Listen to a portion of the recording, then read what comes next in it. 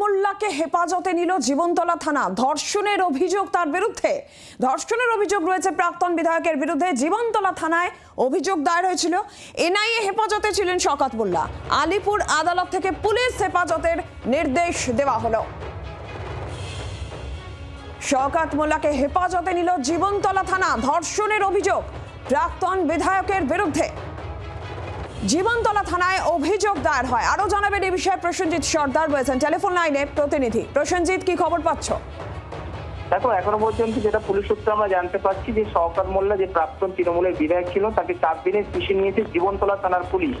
তারই নিজের যে বিধানসভা আছে ক্যানিং পূর্ব, সেই পূর্ব বিধানসভা জীবনতলা থানা 4 দিনে পিষে নিয়েছে। কারণ হচ্ছে শওকত মোল্লার বিরুদ্ধে এক মহিলাকে ধর্ষণ করার একটা অভিযোগ ছিল এবং সেই অভিযোগের ভিত্তিতে গতকালই আদালতে এই জীবনতলা থানা পুলিশ কিন্তু তার নিজেদের এখতিয়ারে নেওয়ার জন্য আবেদন করেন এবং সেই মতো দেখা যায় যে 4 দিনের পিসি শওকত মোল্লাকে দিয়েছে জীবনতলা থানায় এবং শওকত মোল্লাকে রাতেই কিন্তু জীবনতলা থানাতে নিয়ে আসে এবং তাকে নিয়ে জিজ্ঞাসাবাদ শুরু করেছে ইতিমধ্যে পুলিশ প্রশাসন।